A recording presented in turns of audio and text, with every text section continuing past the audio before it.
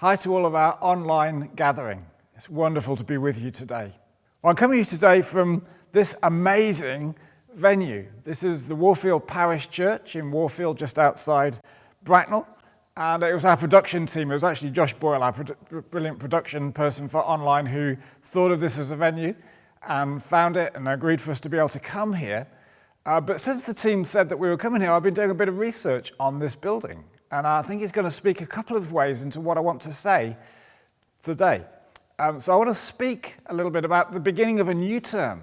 And we stand at the beginning of a new term, and it always has that sense, particularly this September term, of like new beginnings, lots of kids going into school and starting new years, and many starting new schools, people going off to university for the first time. It really feels like a fresh start. And I want to speak into that a little bit this morning. But I want to do that in the context of this space. And I want to speak about two things. First of all, I want to speak about elders for a little while. And then I want to speak about what I think God has for us in this next season as a church. So elders, well, let me tell you a little bit of the history of this building. This building was, the history of this building goes back to 1016 AD. So there has been a Christian community on this site for over 1,000 years. And this community began when a lady called Queen Emma gave her permission for a chapel to be built on this site. Now, I don't know about you, I'd never heard of Queen Emma before. She was French, she was from Normandy, and her dad married her to a guy called Ethelred the Unready, who was the King of England at the time. I'm not quite sure why he was called Ethelred the Unready, whether he was just very laid back or what that said about him, whether he knew that that was what people called him. But she was married to him in order to bring the French and English nations together. She was married at the age of 18 and became hugely influential. She was married to Ethelred for a season. Then in 1016 he died, and she married a guy called Nut the Great. And he was Danish.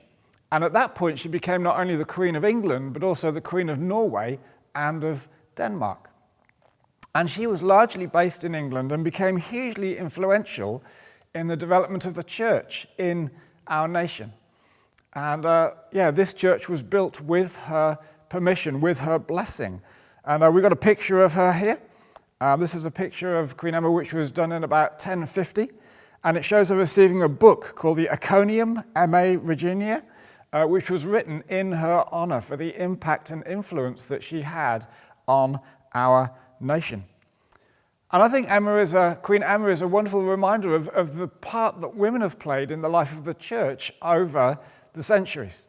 We don't tend to hear those stories. We hear the stories of the men, but we often don't hear the stories of the women, but they're there if you listen for them. And it makes me so proud that we as a church, even though it's 1,000 years on from them, have come to recognize and affirm women are serving as elders in the life of our church. And I believe this is going to be a brilliant season for us as a church, as we see women just released in a whole fresh way and a new way into the life of Kerith. We've been on a big journey over the last 15, 20 years, with women being just involved in every area of ministry, and then this eldership is almost like the final piece to go. And few people have been asking me, well, what are we doing about bringing on new elders in the light of the decision that we've made? And I want to let you know this morning about 3 people who are going to be stepping into, or who we're proposing as elders in this new season. The first one is Jackie Webber-Gant. Many of you will know Jackie. She with her husband Mike have been part of Kerith for many years. Jackie has an amazing prophetic ministry. She's been a business leader. She led our Farnborough site through Heather's maternity leave. Now is in charge of small groups. The second person we're proposing as an elder is Shari Barrett. Many of you will know Shari through her leading worship, through the involvement she had in our whole conversation around race. Shari and her husband Andy are part of our Farnborough site. And we're proposing Shari as an elder. And then the third person we're proposing is Matthew Tickle. And Matthew, with his wife Tracy, has been part of our Kerith Windsor site since the very beginning. Works for Mars, the chocolate factory. If you ever fancy some chocolate, get hold of Matthew. And he, again, is just a brilliant figure in our community, someone who carries all the character attributes, some of the gifting that we would want in an elder. Now, these 3 have been coming to elders' meetings for over a year now. as an opportunity for us to see how they fit into the team, for an opportunity for them to see what it would feel like to be an elder within Kerith. And all of us are now in a place where we want to move this forward. So the next step in the process is to come to you as the church and say, hey, we want to hear what you think. What are the positives? What do you see that's brilliant about these people? Are there any question marks that you have about them stepping into eldership? We want to make space and time to listen to those comments. So I'd encourage you, if you've got any thoughts, email them to me, simon.benham at kerith.church. And I'd love to hear that. And we'll, as an eldership, sit down, listen to any of that feedback. And assuming that nothing negative that would put a block to the process comes out in the next 6-7 weeks, we'll be affirming these folks as elders in the life of our community. So that's the first thing that being in this building makes me think about, Queen Emma and women in leadership. Second thing is just a reminder of just how amazing God is. 1,000 years on, over 1,000 years from where this place was begun, that this place is still here. And God is still moving. It's such a powerful reminder of how faithful God is, how good God is. That he is the God who keeps his promises. And we can sometimes think we're such a big deal. But standing here makes me realize that we're just a little bit of the painting of the canvas of what God has been doing in the church through history. And we are a little part of the picture to paint, but there's so much more. And being in this place should give us confidence that God is going to show up in all the challenges that we face. We face a lot of challenges at the moment as a society. We've got what I would call the 4 C's. We've got conflict going on. We think of Ukraine and all that's happening there. I was watching Ukraine in the news this week, and the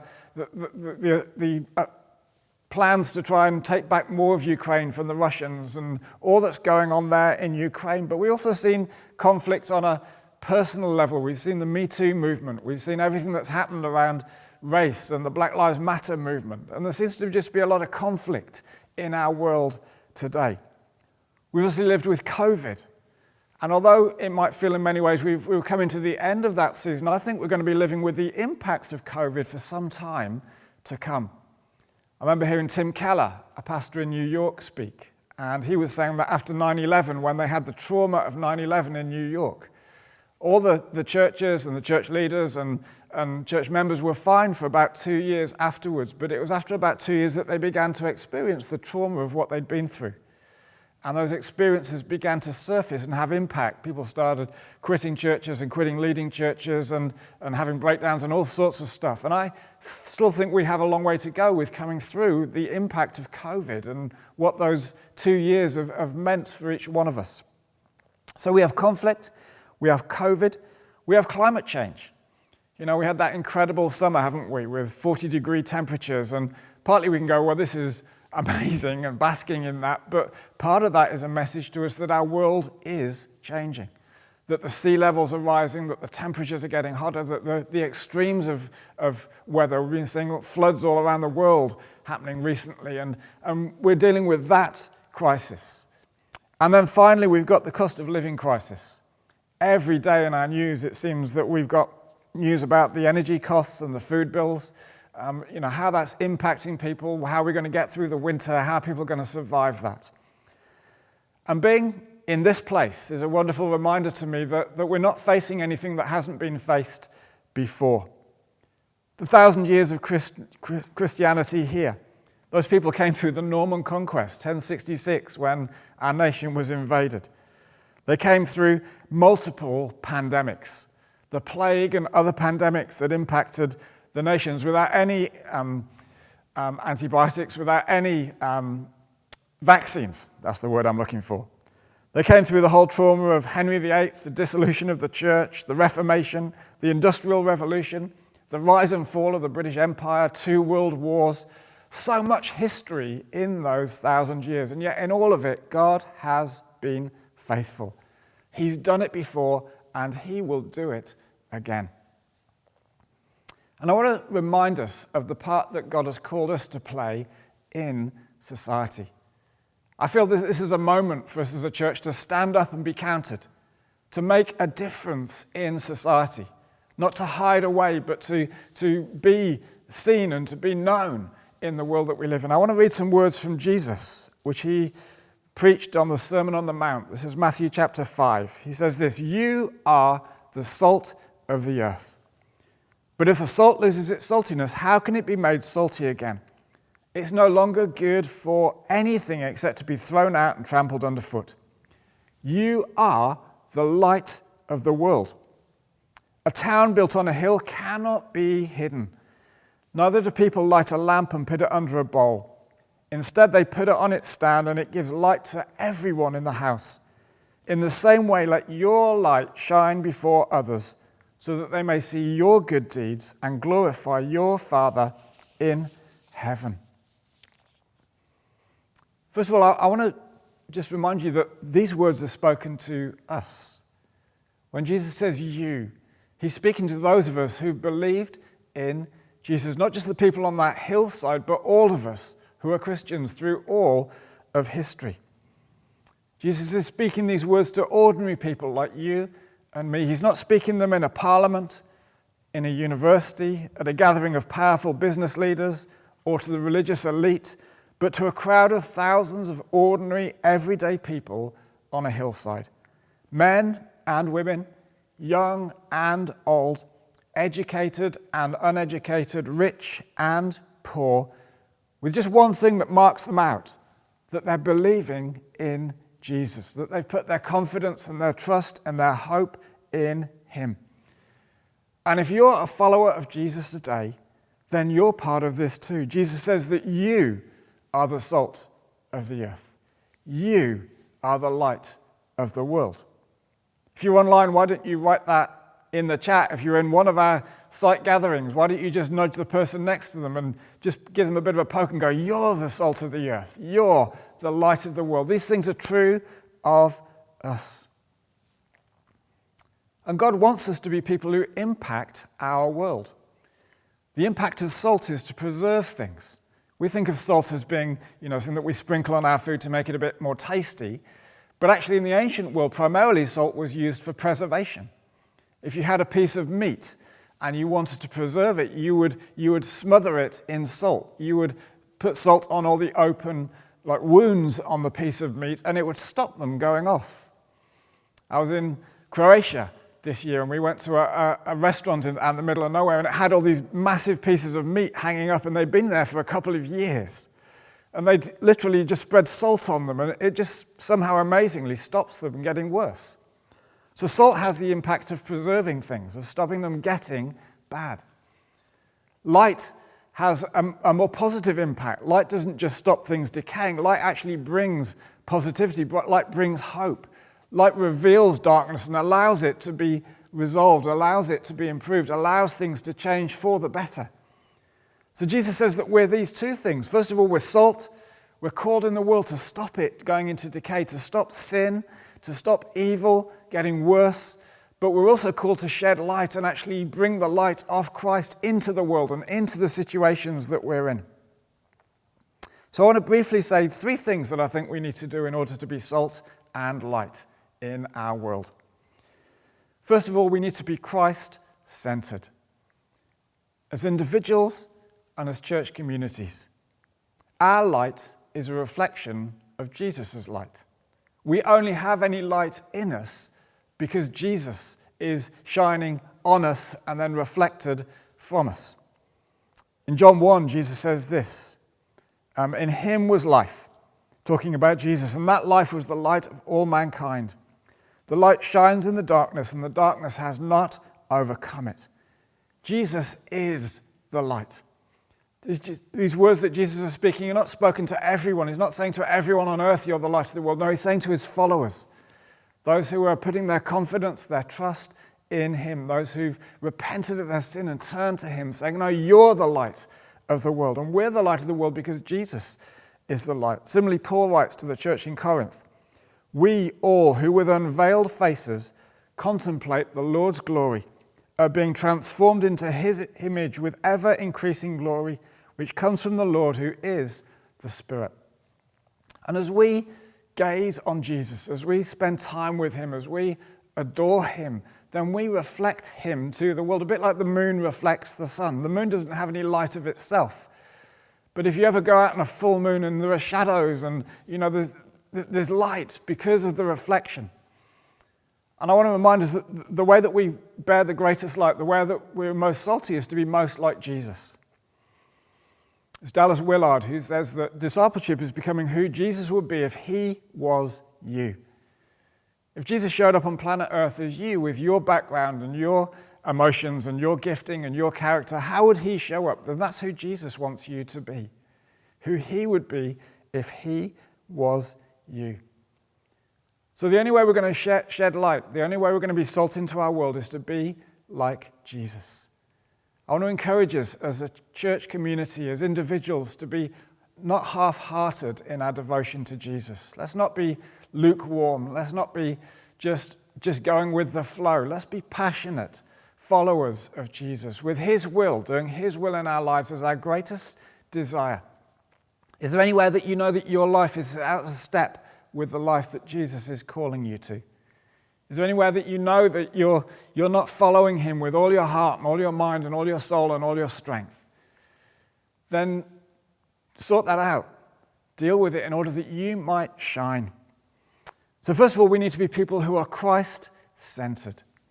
Secondly, we need to be faith-filled. You might feel so insignificant. I know that I do. You might feel so powerless. I know I do. But here's the reality. A little bit of salt can stop an awful lot of meat from going rotten. You can have a huge piece of meat, and a small amount of salt can preserve that meat. You can have a tiny light, and you can light up an enormous room.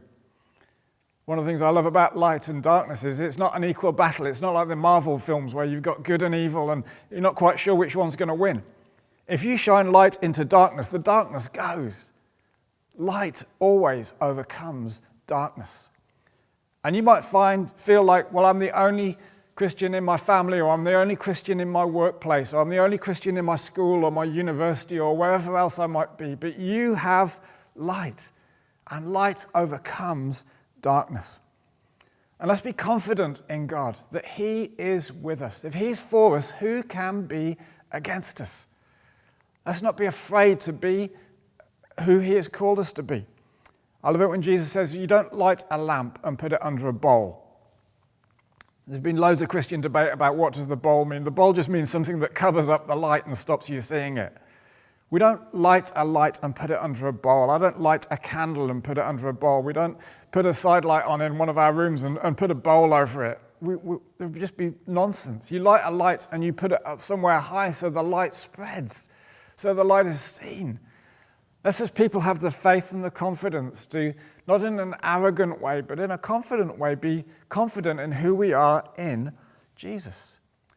Let's be unafraid to tell people that we believe and trust Jesus, to talk about the difference that he's made in our lives and our worlds, to be willing to pray for people, even to be willing to invite people into the situations that we're in. I've been working with Isaiah 61, and we have this progression of share your life. Just share life with people, and then share your faith. Talk to them about what Jesus has done for you. And then share Jesus. Challenge them to take a next step. Let's be faith-filled as we share Jesus. He is the light. He is the one who will make a difference in our world. And let's be willing to share our faith and be full of faith as we pray for people in the world. I think one of the most powerful things that we can do is to pray, to invite God into people's situations and circumstances, to pray to people who are struggling in all sorts of ways, whether it's a health thing or a job thing or a relationship thing or whatever it might be, to be praying for the people around us, inviting God into those situations. So let's be Christ-centered. Let's be faith-filled. And finally, let's be outrageously generous. I love what Jesus says here about our good deeds. It says this, in the same way, let your light shine before others, that they may see your good deeds and glorify your Father in heaven. What are good deeds? Well, good deeds are good deeds. They're going out and doing things that bless people, that help people, that make a difference in people's lives. I think as we hit the cost of living crisis, we're going to have an amazing opportunity to do good deeds in our society. We're looking at whether we open up some of our buildings as warm places and warm spaces where people who are struggling to meet their homes can come during the day and just find a warm place to have a tea or a coffee. I know that through our debt counselling and through our food bank, we're going to be increasingly helping people in our communities who are struggling, who are making a decision about whether to heat or to eat. We're going to be helping people in all those sorts of situations. I would be encouraging us to do that individually. If you've got neighbours or friends or relatives who are struggling, hey, help them if you're in a position to help. And let's do it corporately. I want to encourage those of us who are going to get the £400 heating allowance. If you don't need it for yourself, then why not give it into the life of our community? Why not donate it into the life of the church that we can then redistribute that money to other people who do need it? Katrina and I are going to do that, and I want to encourage others to be doing the same. So let's, as a community, but let's also as individuals, model outrageous generosity.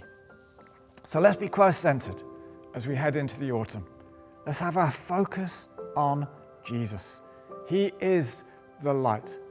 Hey, we know what the problem is in our world. The problem behind all of these situations is sin. It's our own sinful nature. It's the broken nature of our world.